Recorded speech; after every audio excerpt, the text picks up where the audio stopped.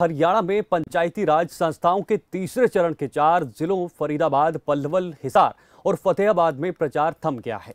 चारों जिलों में 22 नवंबर को जिला परिषद और ब्लॉक समिति के पदों के चुनाव के लिए हरियाणा राज्य चुनाव आयोग ने चुनाव की तमाम तैयारियां पूरी कर ली हैं। आज शाम को कर्मचारी ईवीएम लेकर मतदान केंद्रों पर पहुंच जाएंगे। इन चारों जिलों में 615 संवेदनशील और 781 अति संवेदनशील बूथ हैं। गंभीर बूथों पर अतिरिक्त पुलिस बल तैनात रहेगा।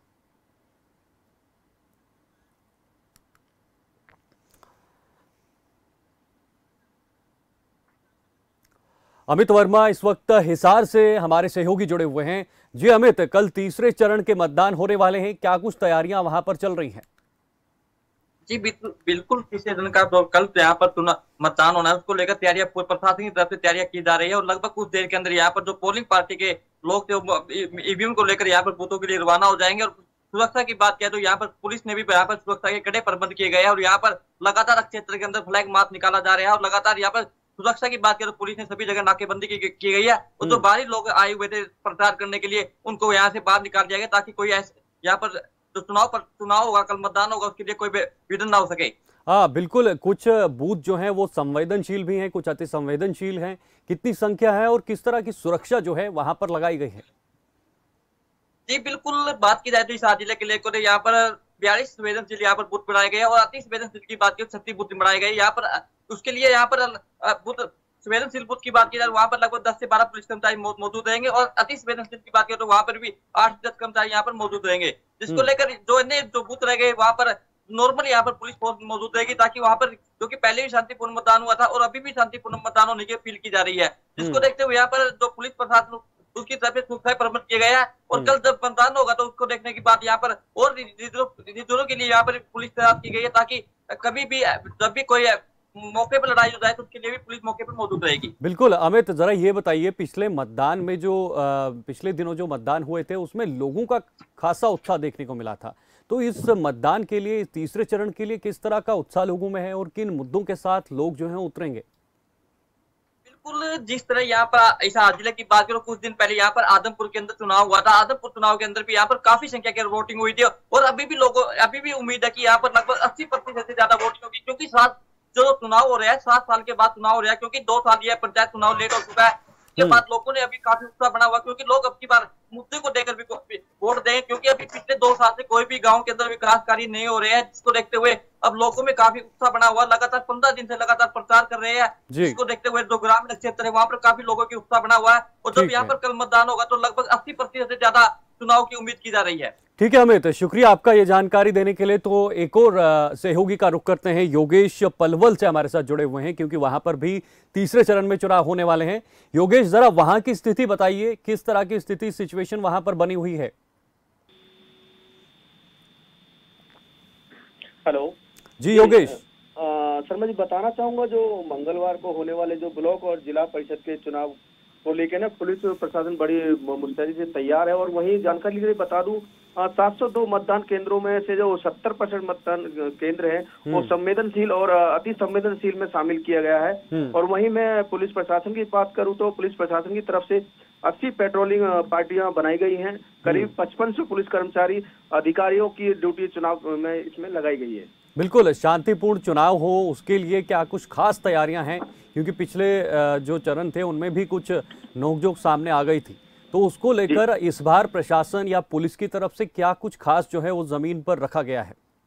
जी बताना चाहूंगा, जो ये पिछले जो चुनाव में हुए थे मेवात और नूह की तरफ, जो प्रशासन की तरफ से जो अभी जो अपनी तैयारी रखी गई वो उन चुनावों को देख के बड़ी मुस्तैदी के साथ पुलिस यहाँ तैयार है। और वहीं हम बात करें जो एसपी पलवल है दुग्गल जी, वो पूरी तरह तैयार हैं अपनी टीम के साथ जो चुनावों को जो शांतिपूर्वक कराएंगे वो। बिल्कुल योगेश, जरा ये जानना चाहूंगा कि जो पंचायती चुनाव होते हैं वो कहीं ना कहीं हमारे जो लोकतंत्र हैं उसमें रीढ़ की हड्डी मानी जाती है, पहली सीढ़ी मानी जाती है, तो इसको देखते हुए लोगों के क्या मुद्दे रहेंगे? क्योंकि लोग जो हैं वो पहले अगर ग्राम स्तर पर अगर विकास होगा तो आगे बढ़ेंगे, तो किस तरह के क्या क्या मुद्दे होने हैं लोगों के वहां पर?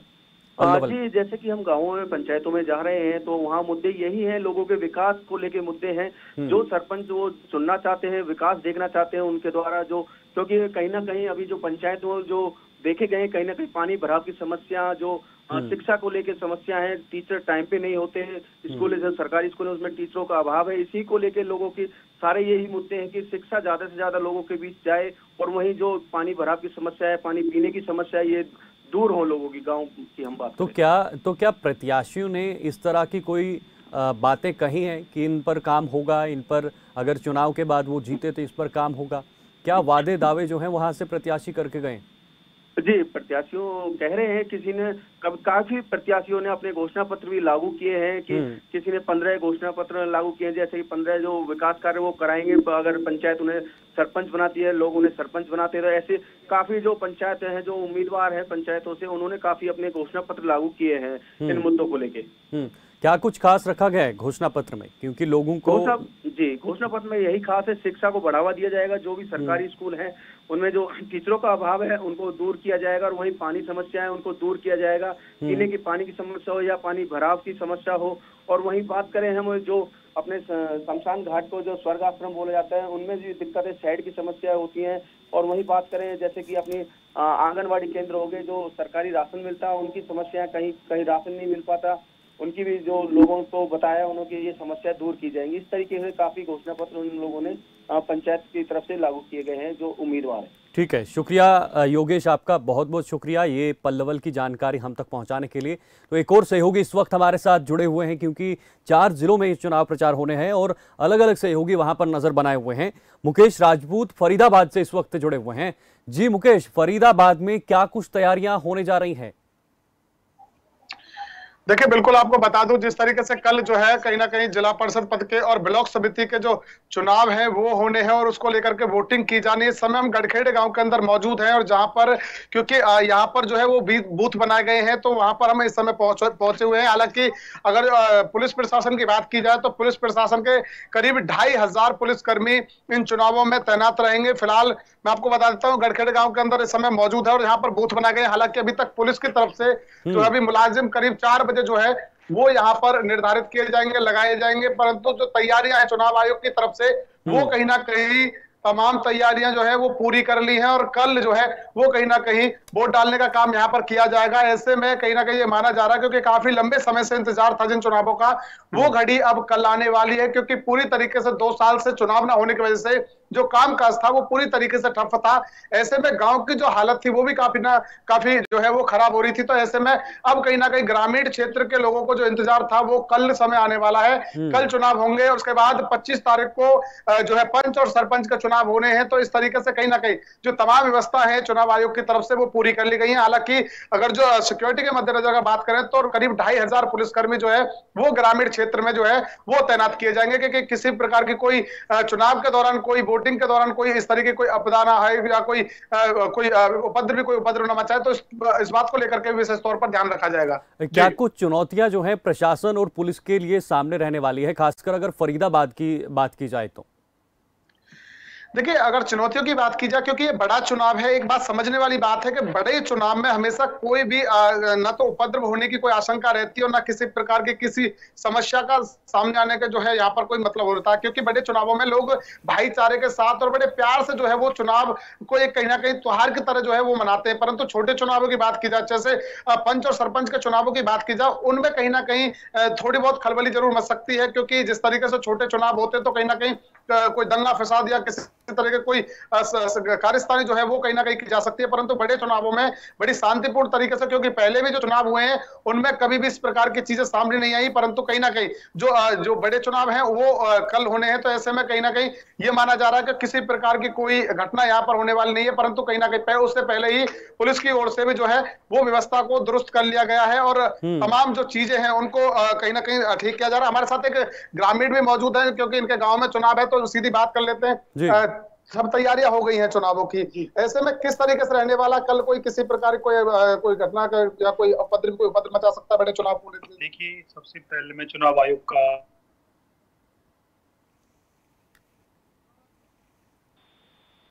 ग्रामीण अंचल की जो पंचायत इकाइयों की है, जिला पार्षद की बात है, सब ब्लॉक समिति की बात है, सब सरपंच की बात है, सब पंचायत मेंबर की बात है, करीब तो हमारे पंचायत कार्यकाल को जो मतलब 2 साल हो चुके हैं।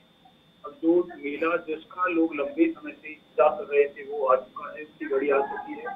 कल हमारे यहाँ गांव के अंदर ब्लॉक समिति और जिला पार्षद का चुनाव होना है और मैं आपको बताना चाहूँगी चुनाव बहुत शांतिपूर्ण तरीके से होगा। बस अभी 25 तारीख को जो सरपंच और पंच का चुनाव होना उसके तौर हो सकती है। पर कल को ये चुनाव जो होगा, कल वाला जो चुनाव है वो बड़ी शांतिपूर्ण तरीके से रहेगा।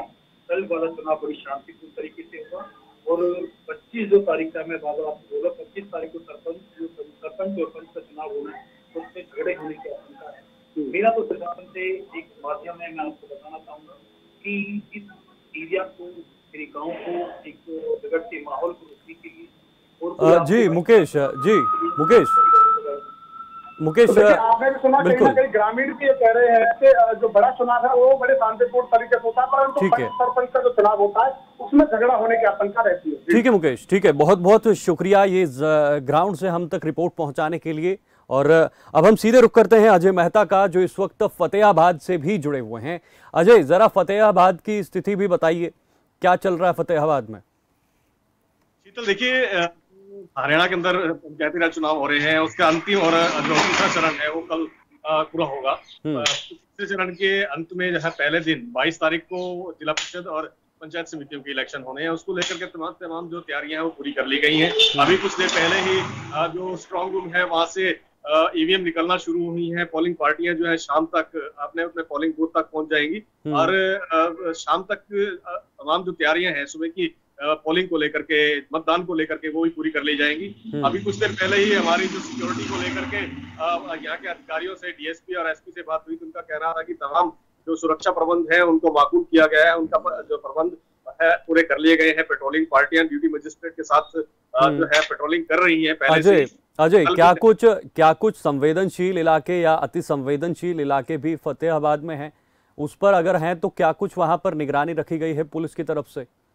निश्चित तौर पर शीतल, देखिए जहां चुनाव होते हैं वहां हाइपर सेंसिटिव और सेंसिटिव जो है डिमार्क किए जाते हैं। तो फतेहाबाद में 55 जो है हाइपर सेंसिटिव और 41 सेंसिटिव बूथ जो है डिमार्क किए गए हैं और यहाँ पर अतिरिक्त जो पुलिस है वो डिप्लॉय की गई है और रिजर्व में भी रखी गई है। साथ ही कहा जा रहा है कि कहीं पे भी किसी तरह का जो है अराजकता नहीं फैलने दी जाएगी और कुछ ऐसे जो लोग अराजकता फैलाने की कोशिश करेंगे उनके खिलाफ जरूरी कानून सम्मत जो है कार्रवाई भी की जाएगी। उन पर नजर पहले से ही रखी जा रही है। शीतल, लोगों में कैसा जोश दिख रहा है वहां पर वोटिंग को लेकर, क्योंकि कल वहां पर मतदान होने हैं, तो किस तरह का उत्साह, किस तरह का जोश लोगों के अंदर भरा हुआ है? शीतल, देखिए जो पंचायती राज चुनाव है पहले से ही डिले हैं और इसको लेकर के ग्रामीण जो है पहले से इसको लेकर के काफी उत्साहित नजर आ रहे थे कि एटलीस्ट जो है चुनाव अनाउंस हुए हैं और चुनावों के अंदर अपना मतदान कर अपना प्रतिनिधि चुनना है। तो इसको लेकर के लोगों के अंदर एक खासा उत्साह देखा जा रहा है और ये कहा जा रहा है ग्रामीणों द्वारा कि एटलीस्ट जो है चुनाव हो रहे हैं उनका प्रतिनिधि चुना जाएगा और उनके विकास की गति मिलेगी, क्योंकि पहले जो कार्य है रुके हुए हैं। जी शीतल, किन मुद्दों के साथ लोग उतरने वाले हैं, क्योंकि उम्मीदें तो भरी होती हैं, खासकर पंचायत चुनाव से छोटे छोटे मुद्दे हो, पानी का मुद्दा हो, बिजली का मुद्दा हो, सड़कों का मुद्दा हो, तो क्या इस तरह के मुद्दे जो हैं लोगों ने बीच में रखे हुए हैं? बिल्कुल शीतल, देखिए तो ग्रामीण स्तर पर जिन चीजों को लेकर के चुनाव लड़ा जाता है, जिन मुद्दों को लेकर चुनाव लड़ा जाता है वो मुख्य तौर के वहीं के जो स्थानीय मुद्दे होते हैं, चाहे वो पानी का मुद्दा हो, चाहे गलियों का मुद्दा हो, नालियों का मुद्दा हो, या फिर ग्रामीण क्षेत्रों से जुड़े तमाम उन फैसिलिटीज की बातें की जाए जो वहां मुहैया होनी चाहिए। मूलभूत सुविधाओं को लेकर के ये बात की जाती रही है। फतेहाबाद के संदर्भ में बात की जाए 132 जो है बूथ है और यहाँ पर जो चुनाव हो रहा है उसके बाद लोगों का जो सीधा सीधा एक ही कहना है कि जो विकास कार्य रुके हुए थे, जो ग्रांट रुकी हुई थी, अब वो आनी शुरू होगी तो गांव के मूलभूत स्ट्रक्चर है, जो इंफ्रा है, उसमें सुधार होगा। फतेहाबाद की कुछ ऐसी चीज बताइए अजय, जो जहां मिलना बहुत जरूरी है लोगों को, या लोग किसी बड़ी समस्या से जूझ रहे हों, कुछ ऐसा फतेहाबाद में? शीतल, देखिए ये जो स्थानीय मुद्दे हैं ग्रामीण स्तर के, अगर हम उनकी बात की जाए तो मुख्य तौर पर पेयजल व्यवस्था होती है या जल निकासी की बहुत बड़ी समस्या है। शीतल, देखिए इस वर्ष जब अतिवृष्टि हुई है, बहुत बारिश हुई है, तो फतेहाबाद का एक बहुत बड़ा एरिया प्रभावित हुआ था और वाटर लॉगिंग हुई थी और पानी अभी तक नहीं निकल पाया। लोगों का मुख्य मुद्दा यही है कि ऐसी व्यवस्था की जाए, जो स्ट्रॉन्ग वाटर ड्रेनेज है उसका प्रबंध किया जाए, ड्रेन्स बनवाई जाए।